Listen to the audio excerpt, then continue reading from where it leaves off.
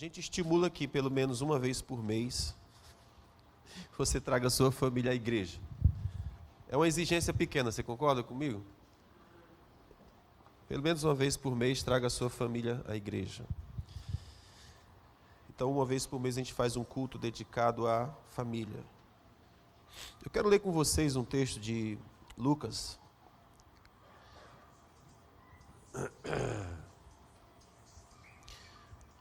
Livro de Lucas, capítulo 1, versículo 67. Diz assim, podemos ler? Obrigado por você ter trazido sua família. Obrigado, família, por você ter atendido o chamado. Que bom que você está aqui. Deixa eu compartilhar um pouquinho da palavra com vocês, depois a gente dá seguimento ao culto. Essa primeira parte do culto é um momento em que a gente adora a Deus com música, que a gente rasga nosso coração diante do Senhor. E agora é a parte que a gente se senta para ouvir instruções da palavra de Deus para nós. Lucas capítulo 1, versículo 67, diz assim, Zacarias, seu pai, Zacarias era pai de João Batista, né? Aquele que veio antes de Jesus pregando na Judeia. Zacarias, seu pai, ficou cheio do Espírito Santo e profetizou, dizendo, Bendito seja o Senhor Deus de Israel, porque visitou e remiu o seu povo. E para nós fez surgir uma salvação poderosa na casa de Davi, seu servo. Repete isso aqui comigo. E para nós fez surgir uma grande salvação. Muito bem. Observe essas duas declarações. Bendito seja o Senhor, Deus de Israel, porque visitou e remiu o seu povo. Então, louvado seja Deus, bendito seja o Senhor, porque Ele fez essas duas coisas. Ele visitou o seu povo e remiu. Ele comprou o seu povo para si mesmo. E para nós Ele fez surgir uma grande salvação. Eu quero falar hoje com vocês sobre a grande salvação que Deus providenciou para nós. Que bom que a sua família está aqui. A primeira consequência da grande salvação que Deus nos deu é de nos tornar filhos de Deus. Eu gostaria de, à medida que fosse possível, eu falar sobre os desdobramentos da salvação. O que significa dizer sou salvo?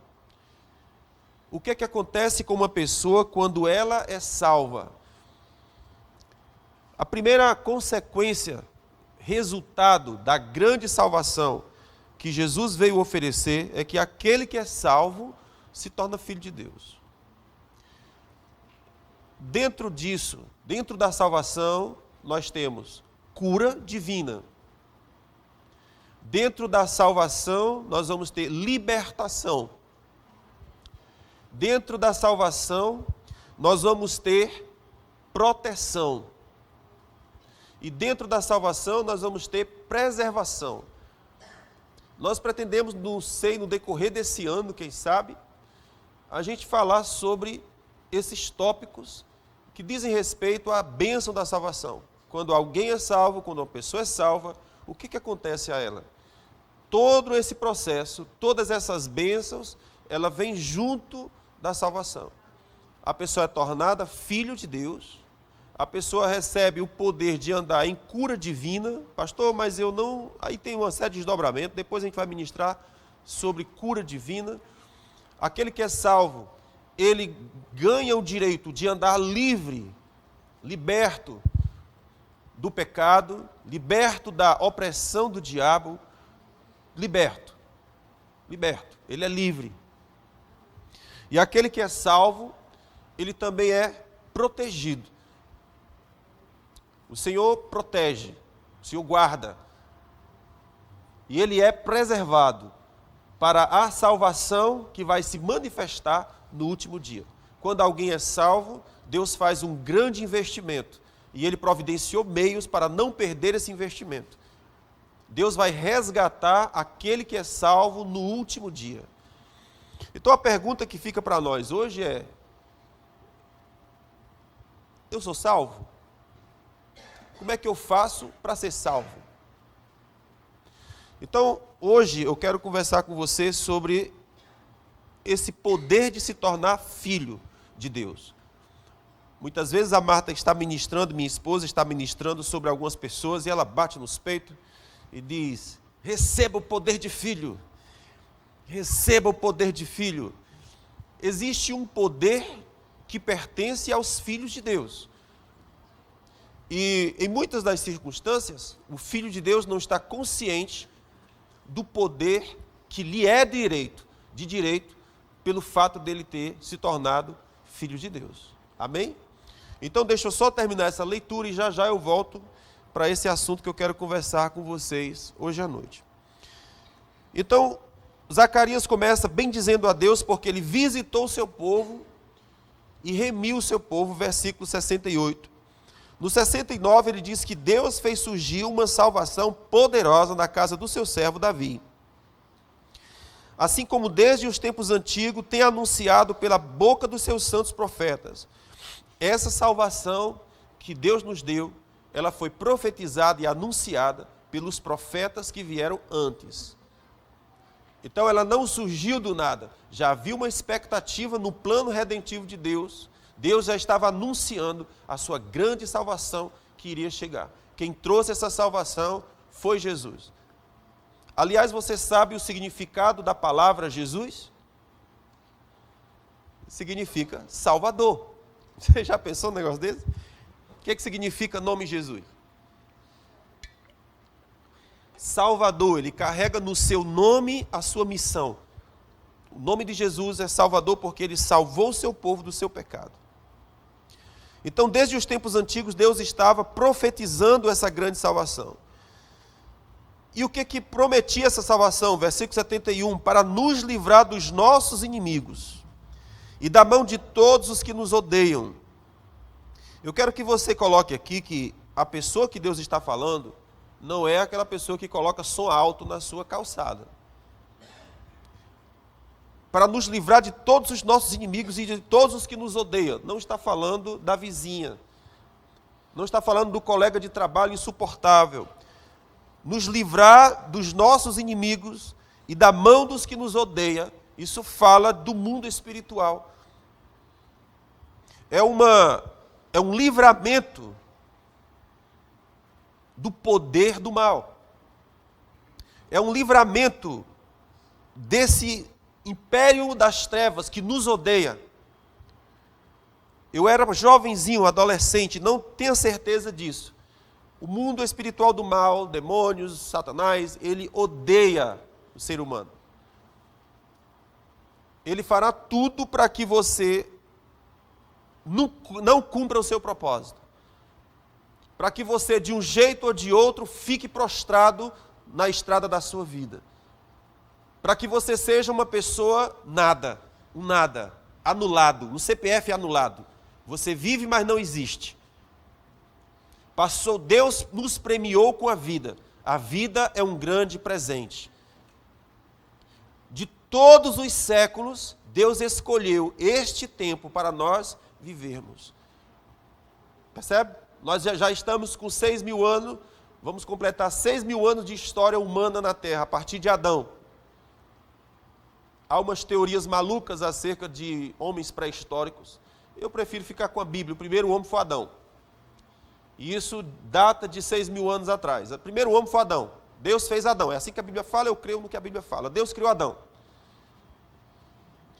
A história a partir de Adão vai completar 6.000 anos ainda. Falta um tempinho aí para completar 6.000 anos. Mas vai dar certo. Perdi o raciocínio. Enfim, vou voltar para cá.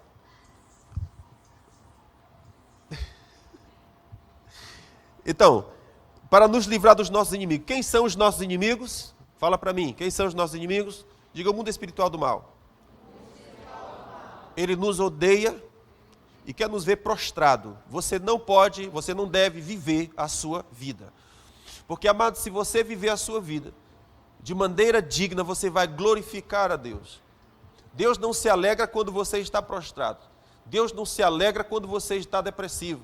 Deus não se alegra quando você está preso aos pecados. Não. Deus não se alegra. Deus se alegra quando você é livre, quando você é profeta, quando você é boca de Deus, quando você é valente, quando você é homem. A palavra homem significa aquele que olha para cima. Olha que coisa curiosa. O que é que significa homem? Aquele que olha para cima. Você não olha para baixo, você não é avestruz. Você não busca um buraco para meter sua cabeça lá e se esconder do mundo. Não, você é aquele que olha para cima. Existe uma profecia no seu nome. Você foi criado para olhar para cima. E uma vez que eu tenho esse olhar para cima, amados, eu me torno quem Deus criou para que eu fosse. Então, o Senhor diz que por meio da grande salvação, Ele prometeu nos livrar dos nossos inimigos e das mãos daquele que nos odeia. Como eu estava dizendo, eu era jovenzinho, 13 anos de idade talvez. O pastor da igreja que a gente congregava fez um culto de libertação, sexta-feira à noite, não sei por que sexta, mas ele decidiu fazer na sexta. E aquele culto foi um culto emblemático, foi aquele culto que ficou na história.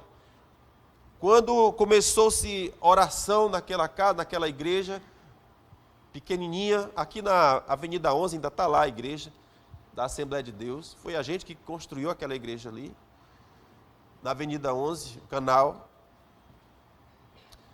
pertinho da irmã Adriana. Pronto, aquela igreja ali onde a gente congregava, a Antônia, minha cunhada, morava ali. Depois foi transformado numa igreja. Pois bem, e aí fizemos um culto na sexta-feira à noite, culto de libertação. Menino, mas foi cão para tudo quanto era lado. Quando começou a oração para libertar o povo, gente, que igreja é essa? Inverteu o Espírito Santo, tem demônio, todo mundo demoniado. Que doido. Vocês estão comigo? É para nós ter o quê? Espírito Santo, não é não? Não é demônio. O fato é que quando começou lá a oração, menino, o demônio saia de um, entrava no outro, saia de um, entrava no outro, foi uma esculhambação. Entrou noite adentro. Lá para as tantas apareceu o policial. Que desordem é essa? Seu policial, isso aqui é cor de demônio. Demônio o quê, rapaz? Uma cacetada eu resolvi isso no instante. Assim era o policial que queria expulsar os demônios pelos cacetes dele, né? Eu disse, seu policial, tenha paciência, tenha calma, vai dar certo. Eu me lembro que numa dessas eu estava debruçado em cima de um rapaz lá que estava possesso. Sai demônio, sai demônio. E eu me lembro do olho dele vermelho, esbugalhado, olhou para o meu e disse, eu te odeio, eu vou te destruir, eu te odeio. Eita, amado, aí o pessoal pergunta, tu ficou com medo? Claro que eu fiquei com medo. É lógico que eu fiquei com medo. Mas a gente não pode demonstrar, você concorda? A gente tem que fazer de conta que a gente é espiritual. Então, cala sua boca, sai, não sei o quê. Mas por que eu estou contando essa história? A noite continuou, foi muita aventura naquela noite. Mas eu estou contando essa história porque nesse embate espiritual, o diabo manifestou o coração dele. No coração do diabo tem muito ódio. Muito ódio. Se você sabe quando é que um olho de uma pessoa tem ódio? Sim ou não, gente? Se você olha para o olho de uma pessoa que ela é cheia de amor, a Bíblia fala que os olhos são a janela da alma. Você enxerga lá dentro, quando olha nos olhos. Você enxerga lá dentro. Se tiver amor, você vê. Se tiver ódio também, você vê. Pula o ódio, né? Então aquele rapaz possesso, quem falava comigo não era o rapaz, era o demônio. E ele dizia, eu odeio você, eu vou destruir você. Estou citando esse fato para te lembrar isso aqui que o Zacarias está falando. A grande salvação que Deus operou para nós, Ele operou para nos livrar dos nossos inimigos. Então diga comigo, Deus me criou, me salvou, para eu andar livre. Livre. Me livrar das mãos daqueles que me odeiam. Aí ele continua, Deus manifestou a sua salvação, versículo 72, para usar de misericórdia com os nossos pais e lembrar-se da sua aliança. e do juramento que fez a Abraão, nosso pai. Muito bem, observe isso aqui. A grande salvação de Deus é um ato de misericórdia. Com quem? Com os nossos pais espirituais, aqueles que vieram antes de nós. Abraão, por exemplo. Porque Deus fez promessas a Abraão. Abraão andou com Deus, irmãos, hoje, ainda hoje. Nós andamos debaixo dessa aliança que Deus fez com Abraão. Deus chamou Abraão e Abraão obedeceu. E porque Abraão obedeceu a Deus, ele se tornou pai da fé. E Deus lançou uma promessa dizendo: em ti eu vou abençoar todas as famílias da terra. Passaram-se 2000 anos depois de Abraão. Deus enviou Jesus, e a Bíblia fala, Deus usou de misericórdia e se lembrou da promessa que fez a Abraão. E o que dizia a promessa? Eu abençoarei a tua descendência. Ora, mas nós não somos judeus, não somos. Mas através de Jesus, que é judeu, nós entramos debaixo da aliança que começou com Abraão. Deus criou uma estratégia para que nós que não éramos uma árvore original, ele nos inserisse dentro da original. Eu não sei se você já viu as pessoas que criam plantas quando faz enxerto. Alguém já viu como é que faz o enxerto? É uma maravilha da natureza aquilo. Você pega uma árvore, corta essa árvore, pega um galho de outra árvore, junta naquele corte, amarra aquilo ali, e dentro de um tempo você vai ter aquela árvore se alimentando da primeira árvore, aquele galho se alimentando do primeiro galho. O que Deus fez? Deus criou uma árvore em Abraão e pegou nós que éramos um galho, cortou a árvore e nos pôs lá, para que o mesmo alimento que vem das raízes daquela árvore também toque os nossos ramos. O mesmo fruto que corre daquela árvore também corra em nós, também nasça em nós. Deus nos enxertou nessa árvore. Então nós fomos inseridos dentro dessa promessa que Deus fez a Abraão. Então Deus usou de misericórdia com Abraão e se lembrou do pacto que fez. Eu vou te abençoar. Eu vou abençoar todas as famílias da terra através de ti. Muito bem. Então Deus se lembrou do pacto que fez com Abraão, se lembrou do seu juramento. E o que dizia o juramento? Dizia assim, de conceder-nos que, livres da mão do inimigo, o servíssemos sem temor, em santidade e justiça, perante ele todos os dias da nossa vida. Quero que você preste atenção nisso aqui.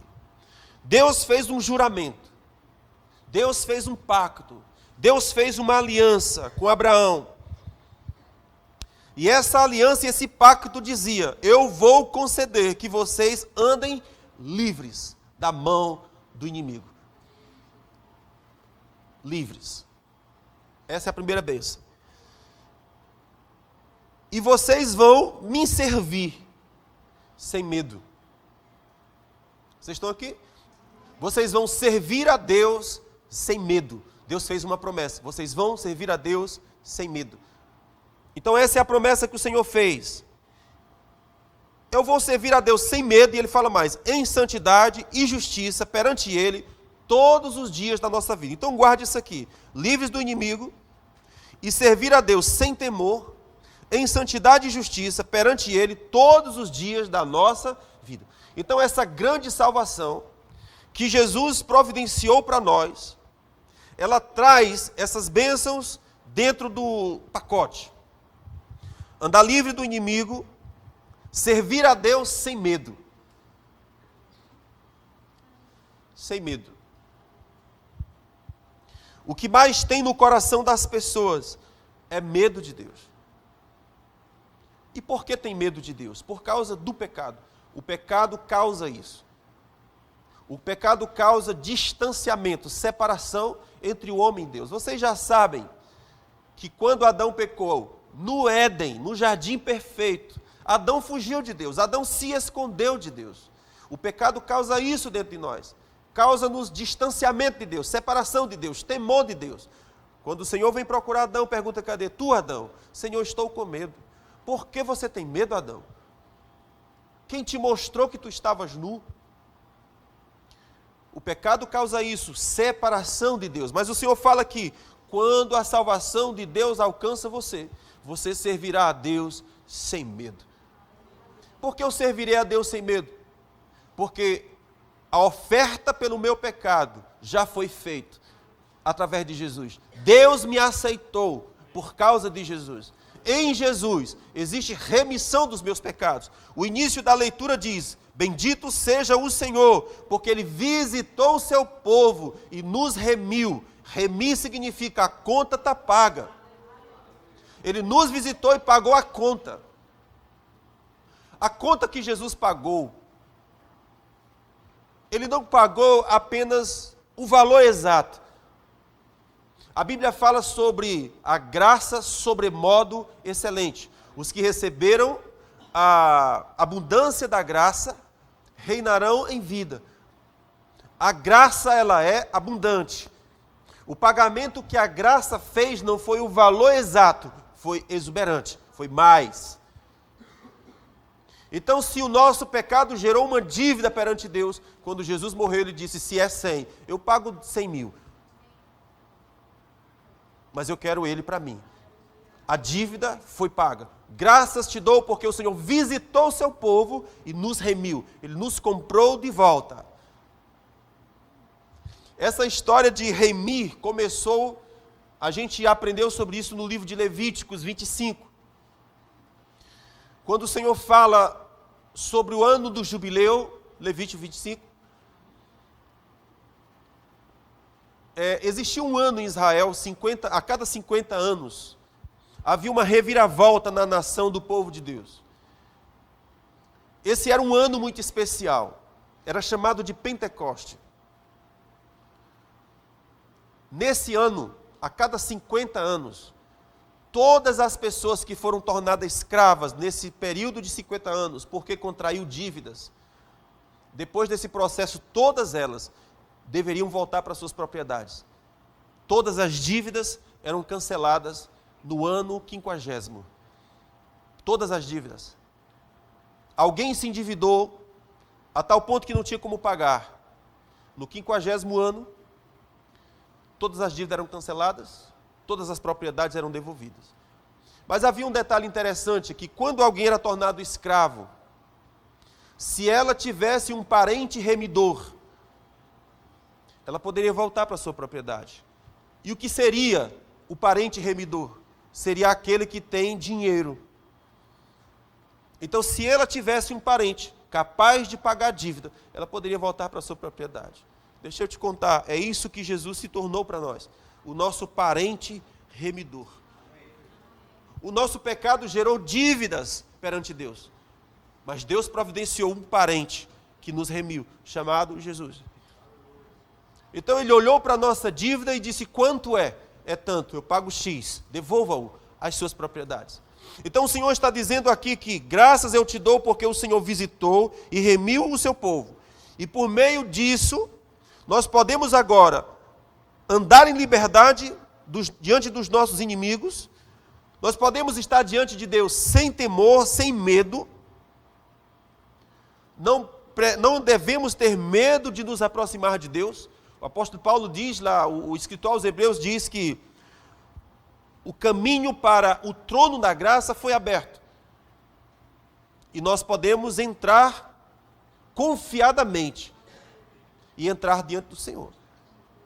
Um caminho foi nos aberto, o caminho do trono, e diz: você pode entrar confiadamente. Preste atenção nisso aqui. Eu me lembro de uma historinha que o pastor Eibe conta. O pastor Eibe é cheio de histórias muito boas. E ele conta de um episódio. Antigamente as pessoas contavam histórias e gravavam em LP. Vocês que são mais novos não sabem nem o que é isso. Se a gente falar o que é disquete, vocês não sabem. Se falar o que é fita cassete, vocês não sabem, não é? Na época, a gente só sabia o que era gravação através de LPs, eram uns discosão preto, enormes assim. E na época as pessoas contavam testemunhos, história, tudo que se gravava nesses LPs. Então, o pastor Ibe conta que ele tinha, ou ele ouviu um desses LPs, que contava uma história de um presidente dos Estados Unidos. E aí, como é só áudio, não tem vídeo, e eu acho isso incrível, me permita essa colocação, porque antigamente a gente tinha muito áudio e pouco vídeo. E o que eu acho isso fantástico? Porque quando é só o áudio, você desenvolve imaginação. Você escuta uma história e enquanto você escuta, o seu cérebro viaja, imaginando as cores, as cenas, não é? Hoje não, é tudo vídeo, e é um vídeo em cima do outro, e a gente fica feito abestalhado, não pensa nada. Não tirou a mágica de nós da imaginação. Enquanto alguém fala, eu viajo. Não é? É tão extraordinário isso. Então esse LP que o pastor Ibe estava contando, falava de uma situação lá da Casa Branca, nos Estados Unidos. E conta que ouvia-se no áudio, do LP, um barulho de um portão se abrindo. E passos. Ora, aí se ouvia a voz dos guardas: alto lá! Quem vem aí?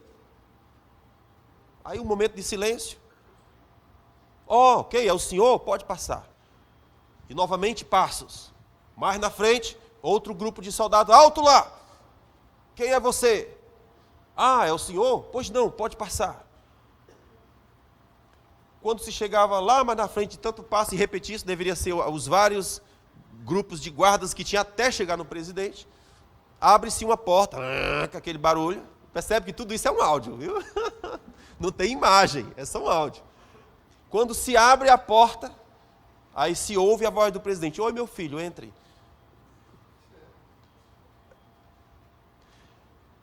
Não sei se você entendeu, mas ele tinha acesso ao presidente.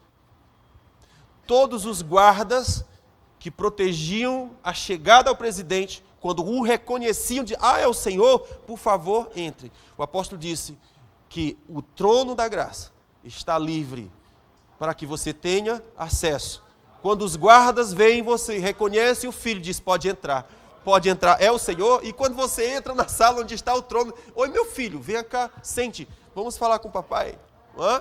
Então o trono foi aberto. O primeiro resultado da salvação é tornar você filho de Deus. Quando alguém é salvo em Jesus Cristo, ele se torna filho, e uma vez tornado filho, é lhe dado acesso de filho.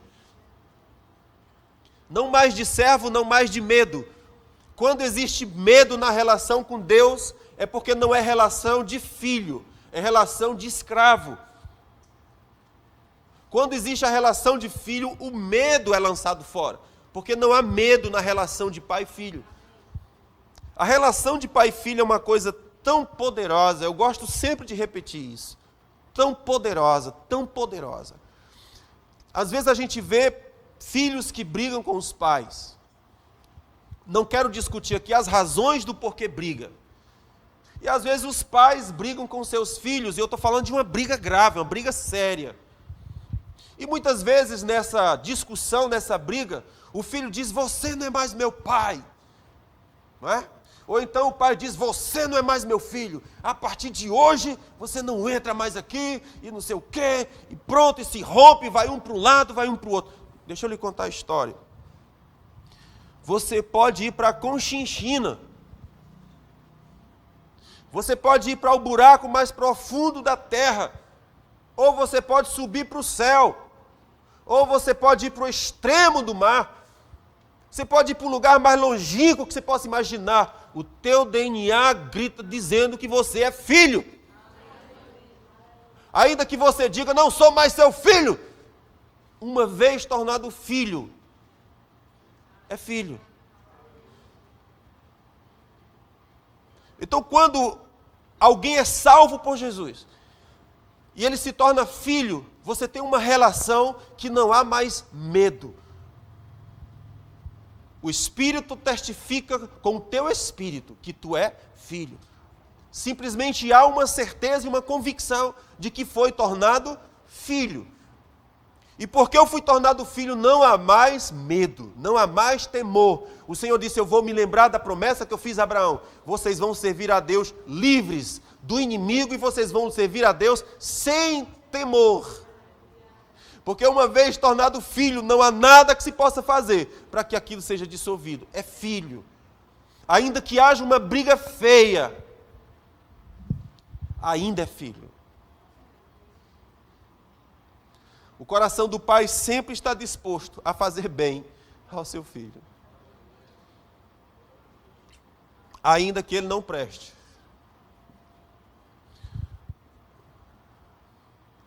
Sempre o coração do pai está disposto.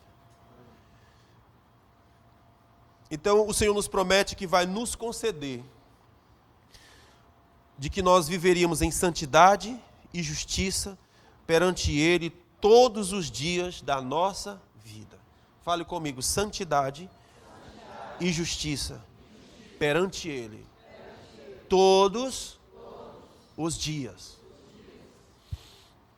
Existem pessoas que quando nós chamamos Ele, dizemos assim, ei, olha pra cá, entrega a tua vida a Jesus.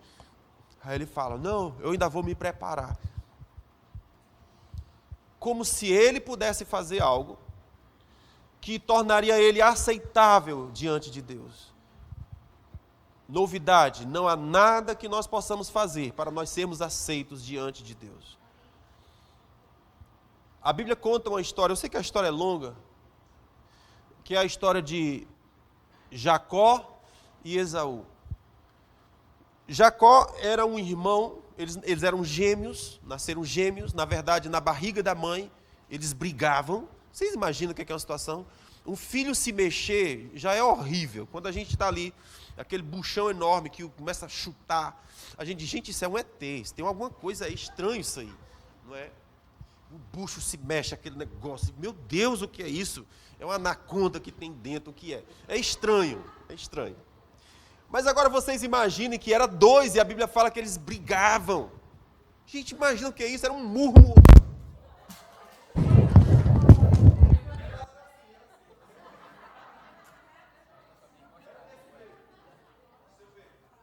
Ainda sou, ó, é de crente, esse bicho é crente.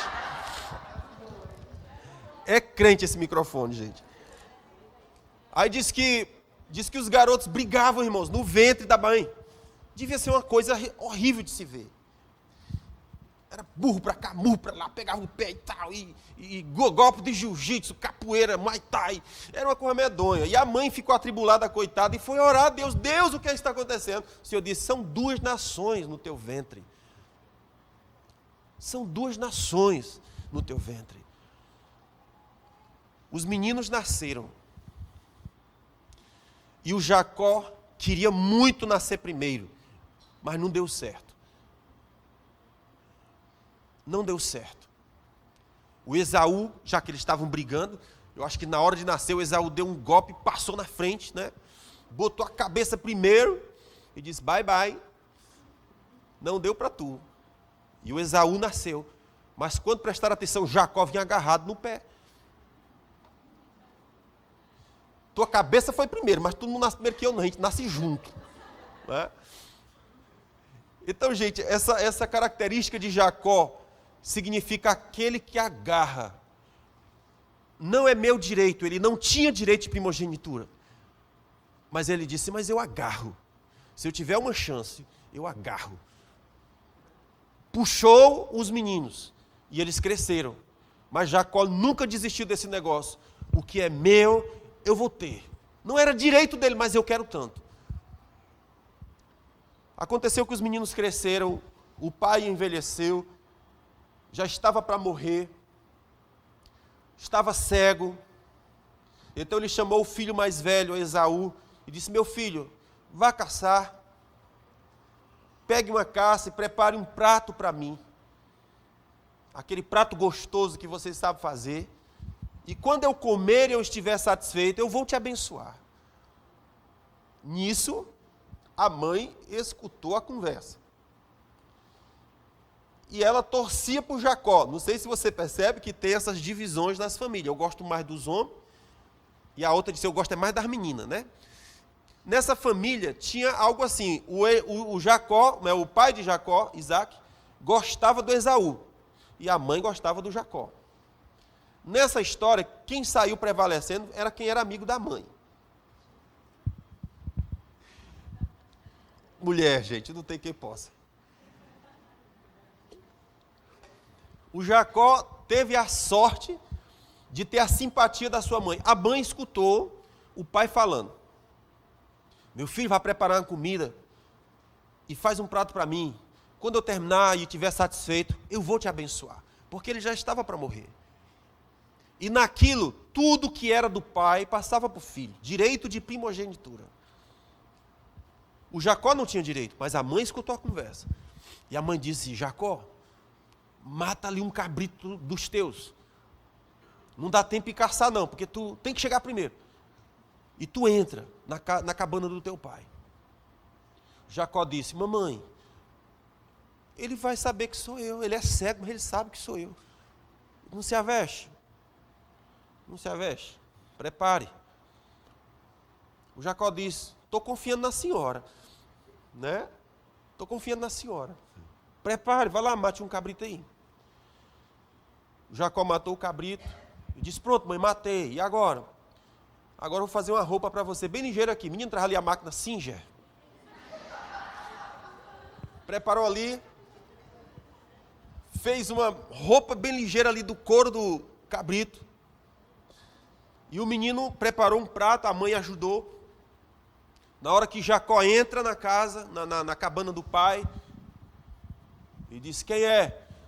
Sou eu, pai. Eu quem? Eu. Esaú. Esaú. A voz é de Jacó. Se aproxime. Quando ele se aproximou, disse, deixa eu pegar em você.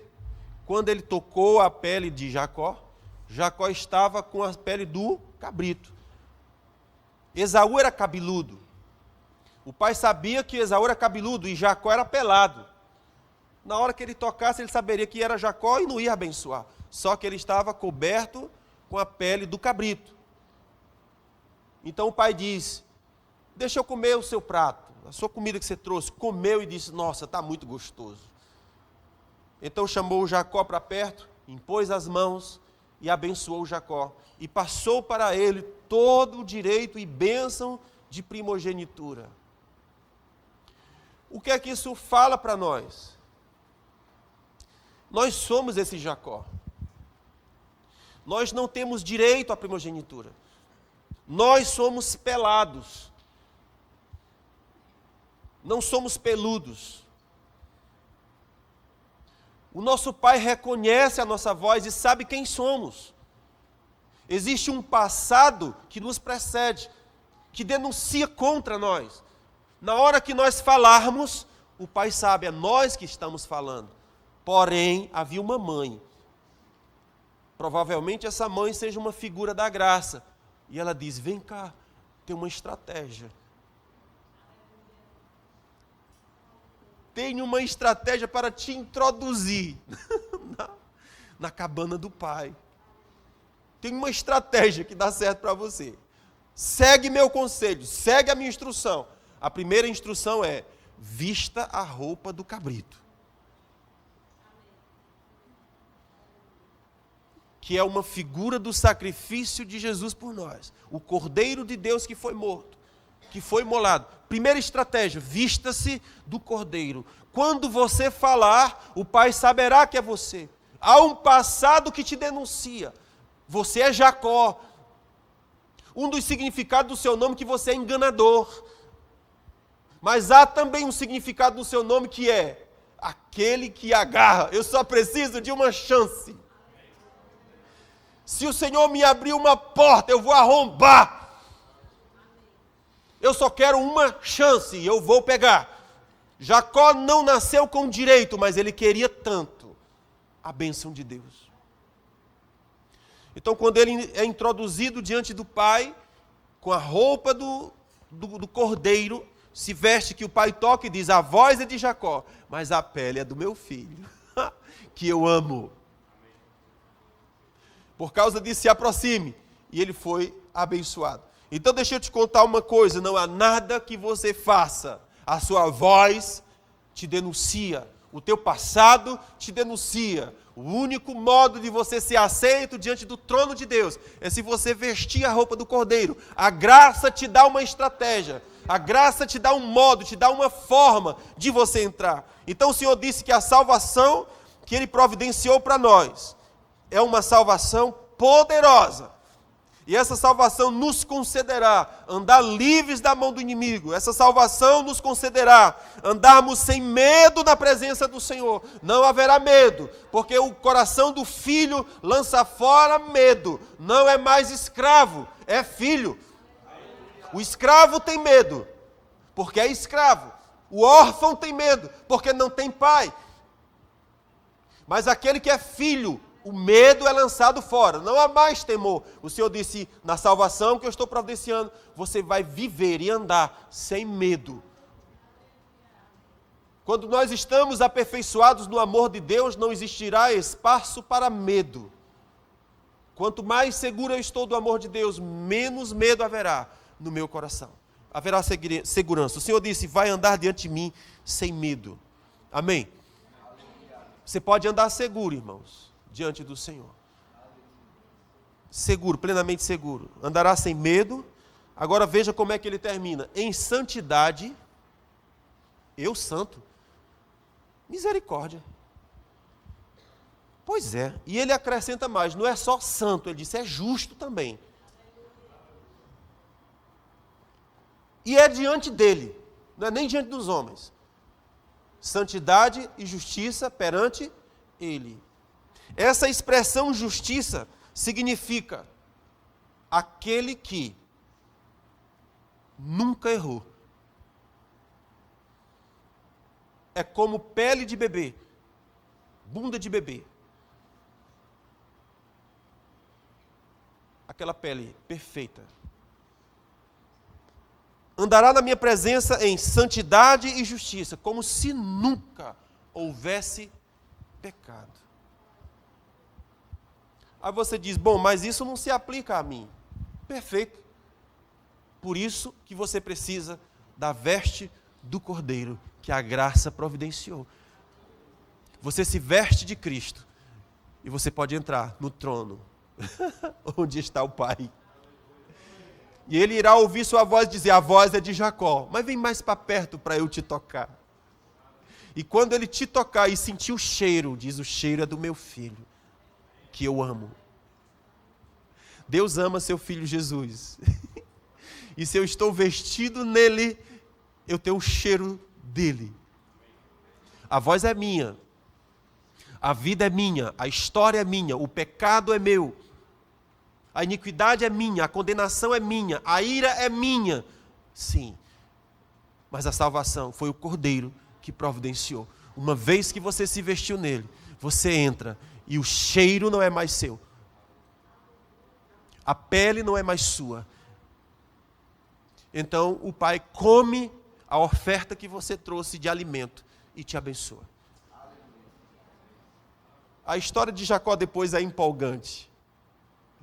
Ele foge com medo de ser assassinado. Porque o seu irmão chegou mais tarde e disse, papai me abençoe. Ele disse, não sobrou mais bênção para você. Já dei tudo para o teu irmão. Não sei se você viu que isso aconteceu com Jesus. Quando ele clamou na cruz do Calvário, Eli, Eli, lama sabachthani, Deus meu, por que me desamparaste? Ele disse, pois é, filho, não sobrou nenhuma bênção para ti. Eu já derramei tudo sobre eles. Não tem mais bênção, filho, para ti. Tudo eu derramei sobre eles. Então Jesus clamou, Eli, Eli, lama sabachthani, Deus meu, por que me desamparaste? Ele ergueu seus olhos para o céu e a Bíblia fala que ele expirou. E todo o seu sangue já havia esvaído. Toda a vida já havia saído dele. porque Deus havia derramado vida, Deus havia derramado sangue, Deus havia derramado redenção sobre todos os Jacós, de todos os tempos, de todas as eras, de todas as gerações. Não sobrou nada para Jesus. Ele morreu completamente vazio. Tudo que era de Jesus, Deus tomou e derramou. Deixa eu dizer, você nunca vai estar pronto para receber Jesus. Porque Ele é que te cobre, Ele é que te veste, para te introduzir diante do Pai para ser abençoado. Primeira grande bênção da redenção, da salvação, qual é? Tornar filho de Deus. Não mais escravo, filho de Deus. Estamos aqui? Então, se alguém é salvo em Jesus Cristo, ele é tornado filho. E uma vez tornado filho, não há mais temor. E uma vez tornado filho, há uma provisão de santidade e justiça para sempre, todos os dias. Provisão de santidade e justiça para estar diante de Deus todos os dias.